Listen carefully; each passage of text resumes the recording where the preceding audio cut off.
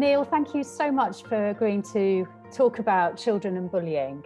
I really like the quote that you've used at the beginning of your vlog, at the beginning of your blog for Mind in Mind, saying, the James Baldwin quote saying, children have never been good at listening to their elders, but they have never failed to imitate them. Yes. So the question of how we educate children has most to do with our behavior and not what we tell them, with a conscious intent to influence them. So it also shows that our words and our behavior enter the children's minds on more than one channel, and that if the influence is very powerful on a sort of less than conscious level, that may stimulate actually quite a bit of resistance on the conscious or verbal level. So we really need to be paying a lot of attention to how we behave, not only toward our children, but within the awareness of our children. So what you're saying is there's a fundamental contradiction between what we're saying to children about what they should do. And you say in the blog that kindness is something that's really being mentioned a lot to children, kindness and compassion. But then when they see what's going on in the outside world, when they look at the television and the news and how politicians are behaving and how we're all behaving towards each other in a very unkind and uncompassionate way, that there is this contradiction that perhaps needs explaining and thinking about with your children. Right. So one question would be, is there some way to address that contradiction with children at different ages? And the other thing would be to think about how the more unkind behavior that children are exposed to in their elders actually illuminates a fundamental reality that needs to be integrated with the messages that we're giving them about the value of kindness. And that's really where I'm the most interested, because I think if we try to emphasize kindness without taking account of the unkindness all around them, we're really reinforcing a dissociative split within the children, in which unkindness gets split off and becomes more virulent by virtue of not being integrated. And at the same time, if we're emphasizing to children the importance of competition and so on, given that it's a dog-eat-dog world, then we're likewise splitting off the aggression that's necessary to survive from the kindness that is also a human potential. Professor Paul Gilbert, who founded compassion-focused therapy, often says that compassion is a much better description for us to try and aim towards rather than kindness, because sometimes it requires doing the tough thing and being courageous and being strong, whereas kindness perhaps doesn't quite encapsulate that, does it? Mm-hmm. Yeah, I think that's right. Compassion is a better term in that general area because it has to do with a mental state rather than behavior. And if you're trying to integrate kind behavior with aggressive behavior, it's more of a stretch than it is to think about how a compassionate mental attitude is compatible with a behavior that might bring together in some way force or aggression with a commitment to the well-being of the child. Yeah, and I suppose I'm sure that young people are looking at this present situation, what's happening to the planet, what's happening to our society, rising poverty, that maybe they're going to need to be courageously compassionate and to perhaps use some of that aggression, some of that anger that they might be feeling to make change in the world. And that can be done in a compassionate way. Yeah, absolutely. And I think it's also important for people who want to educate children in this integrative way to realize that all of us are subject to unkind behavior and uncompassionate behavior. that it's not that we are trying to stamp out unkind behavior or uncompassionate mental attitudes. It's a matter of how do we do things that reflect what Melanie Klein called reparation? And how do we, when someone slips up and acts in a destructive way, a child in a classroom, let's say, and the child or adolescent does something destructive, how do we address that behavior in a way that doesn't deny our kinship with that person and the fact that we all struggle with these contradictions? Yeah, and I'm aware also that you're not a great fan of time out for children unless it's done in a reparative way. Absolutely, and also in a way that really emphasizes time out. It's a very interesting idea, because the basic idea should be that it's a chance for the child to reconnect with a more compassionate, let's say, part of himself or herself.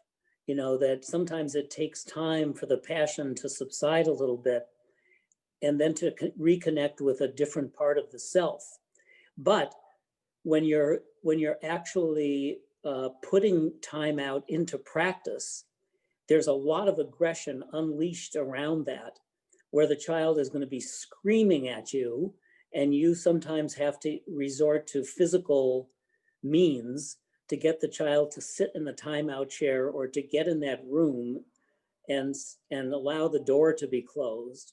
And so there's a lot of opportunity for our own aggression as adults to get unleashed in the process of trying to get the child to connect with a more compassionate, less violent part of himself or herself.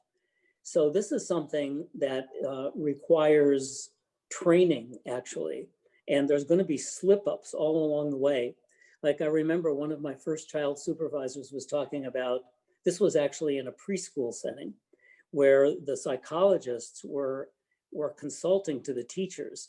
And my supervisor said, you've got to watch those hands of the teachers and how they pinch as they pick up the child to try to help him calm down.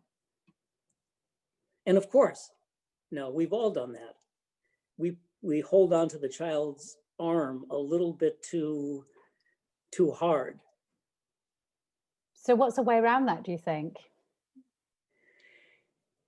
Well, I mean, first of all, to think about it in a calm moment and to realize, like what my supervisor did, to say, watch those fingers. And, you know, I guess she might have said, and we've all been in that situation where we're enraged at a child who we're trying to help. So first, to think about it at a calmer moment. And secondly, if we slip up and we do that, we have to acknowledge it to ourselves and then to the child later, not in a way that undermines our authority, but that says, you know, I was really mad at you then. You were mad at me and I was mad at you.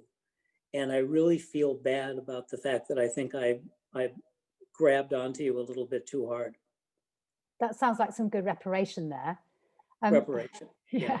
And I'm interested too. I mean, how does a parent or a child worker explain how, you know, politics seems to be getting more and more unkind? There seems to be an increased level of aggression. How do you explain that to children about the adult world? Yeah, well, I think it's something that has to be keyed to the age and the developmental level of the child. So with adolescents, I think with adolescents, you can have a more or less adult conversation about some of these things. But with younger children, and especially those who are just coming into awareness of what is going on in the world outside, the first thing is to acknowledge that they already know in some way, but that it's coming in a form or in a modality that isn't the same as the way it infiltrates the minds of adults. So one thing that struck me is that children, especially in New York City, as an example, I'm sure also in London, walk past newsstands all the time with headlines blaring at them. And kids who are, 5, 6 years old, 7 years old, they're starting to read. And so they either read what they're passing, the headlines of the tabloids, or else they're doing something mentally to somehow not notice what they're seeing. And the same thing about television. We turn on the television, and how closely do we track what these kids are actually being exposed to, and how are they processing that in their minds? Or are they processing it consciously at all? So the first thing to do, I think, is to be aware of what the children are exposed to, and then be available to for their comments and their questions about what they see. And it's not an easy thing to do that, because children will kind of stare blankly at these things for a long time before finally, when least expected, they might say something about it. Like recently with my own child, he said out of the blue, why do police kill people?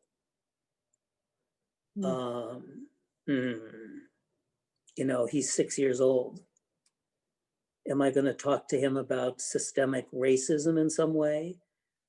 Am I going to talk to him about the predicament of a policeman who walks into a situation not knowing if somebody is going to fire a gun at him or her in the next split second?